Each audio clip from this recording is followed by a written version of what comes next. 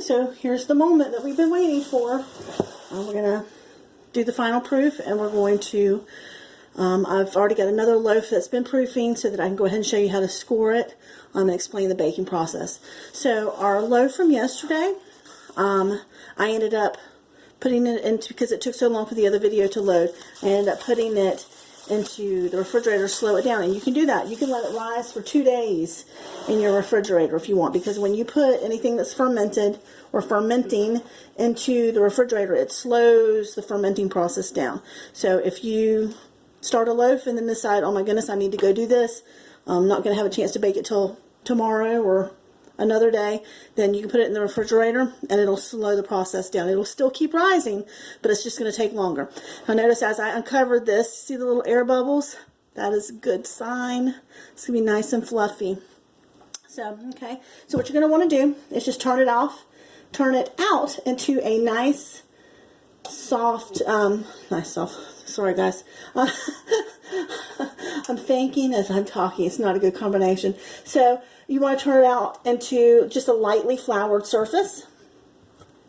And I will tell you a couple things. This right here, if you sprinkle a little flour in it, it'll rub right out. And you can throw that into the garbage and then wash it, because you don't want all that going down into your sink. Some people compost it.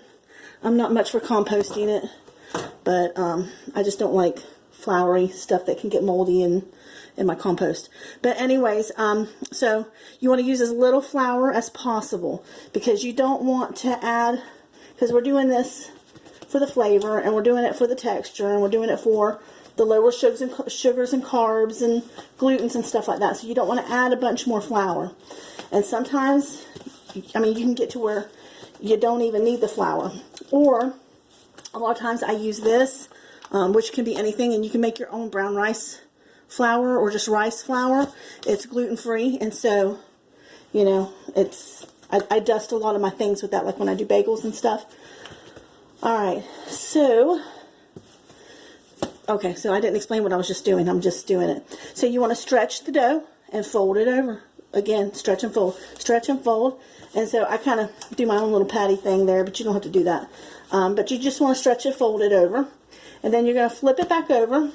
And this is, you can do whatever you want, but you need to make the outer layer nice and tight, because that's what's going to give you a little poof when you bake. So I usually pull it back with like this a little bit and then do this. So that's called shaping it. Okay? So we're going to let that rest another 5 minutes, ideally. Probably not right now, but ideally you want that to rest about 5 minutes, because it kind of helps with the flavors and the development of the dough. It's like a mosquito just flew through here. That's funny. The girls were just outside with the dogs. So, anyways, we're going to not worry about that. So I'm going to go ahead and normally you would let that rest. So I'm going to go ahead and see how it pulled apart. So normally you'd let that rest for 5 minutes, and then you do this process all over again. Okay, so you want to make that nice and tight. And a lot of times I'll sprinkle a little more just to give it a nice thing going on there. And then I kind of just scoop underneath it and twist it and pull it tight as I go. Something that I worked a long time on learning. Alright, so what do you want to proof in? So you need something that's going to hold the shape. I bought these about 4 years ago after Easter. It was an Easter basket. I bought them for 5 cents a piece. So I bought like 12 of them. And so that's what I've proofed in for the longest time. I just line it with like plastic, or put this is called flour sackcloth. You can get it over where the dish rags and stuff are. It's like 5 for $1. And your dough won't stick to that. So I'm going to just put this into this. I use these bowls that I make them in, and I'll use that as my proofing thing too. So I'm going to pop that in upside down. See that? So you're going to do it upside down, because you want the smooth side, because when you flip it out, the smooth side will be on top. See what I'm saying? So if you get like a little hole like that, you just want to pinch it closed. Alright, and then you cover it, and you're going to let it rise for a while. It's important to have some water if you want to get a nice steam. Some ovens have steam that you can put in there. I use a little spray bottle, and when I put my loaf in the oven, I spray a couple sprays of water in there, and then that takes care of it. All right, so another thing you want to invest in, a whole $1. A whole $1. This is a bench scraper, and this thing is wonderful, especially when I'm doing like bagels and multiple loaves, but it's also good with like cleaning dough off of your counters or whatever it is that you're going to use. All right, so to tell if you're done proofing, I don't like the way this one looks, honestly. It's not as tight as I would like it. Did this with just like all-purpose flour, which I usually use like some different flours. I use like a bread flour and then the all-purpose, but it's different because right now it's hard to find flour.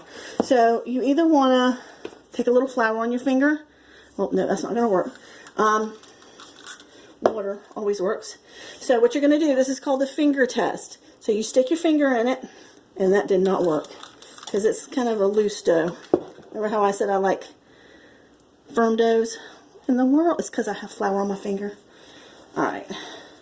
I'm just sticking more stuff in there. Alright, let's see if we can do it now. Alright, so you stick your finger in. See how it leaves an indentation? You want it to leave an indentation. If it popped right back up, then you got a problem. You'll have to wait longer. Okay? Because see, it should come up about halfway. And that means that it's ready for it to bake. You don't want it to go too long. So that's been going for about an hour. And it has a lot to do, like your bulk fermentation and your fermenting. Let's poke this one that I just did. See, it won't even, it's kind of a sticky dough. But see, it just pops right back out. So that's underproofed big time. So you should be able to stick your finger in there and let it rise up about halfway. Okay? All right. So now I'm going to show you how I do this. This is just, I bake on bricks, which is hard for me to, I've already got mine heated up so I can't just pull them out, but it's like fire bricks that you find like in a fireplace or something. I have that lined up in my oven on one of the racks, and that's what I bake on. It's kind of like a stone brick oven.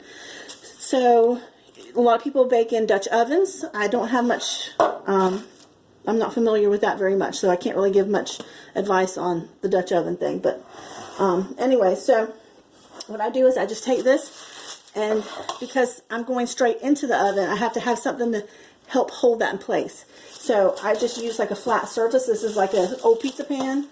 So I just flip it over on there. All right. There we go.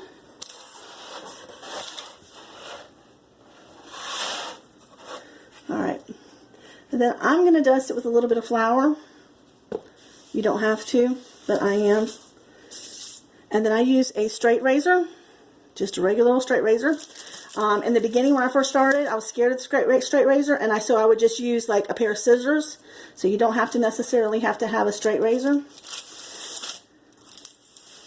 And so you just want, this helps with the way that the dough rises. If you don't do this, it's going to crack, it's going to split open, it's going to go every which way.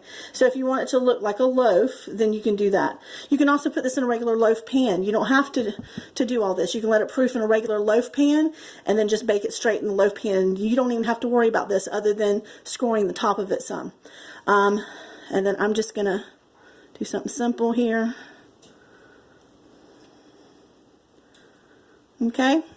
So, and then I'm going to pop that in the oven. Now, I bake at 500 degrees. And then I spray a couple sprays in here. Like that.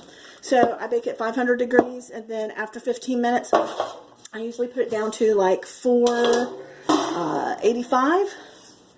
So, and then that bakes probably about 30 minutes. So, to know when it's done, let me just explain it, because I don't have one to show you right now.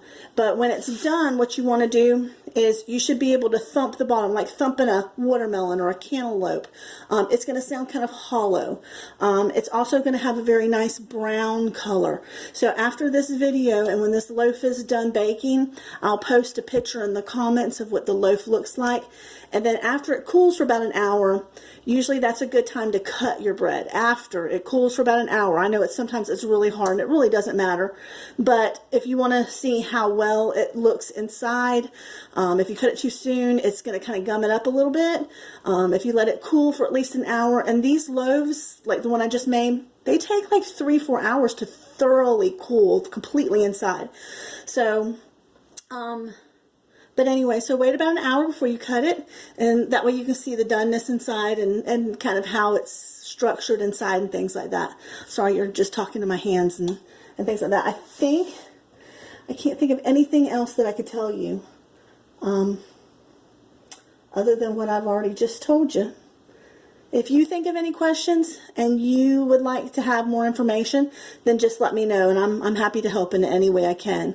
I learned this, just researching and trial and error, and it took me a long time to learn, and I almost gave up so many times, and now I bake for other people, and I absolutely love it.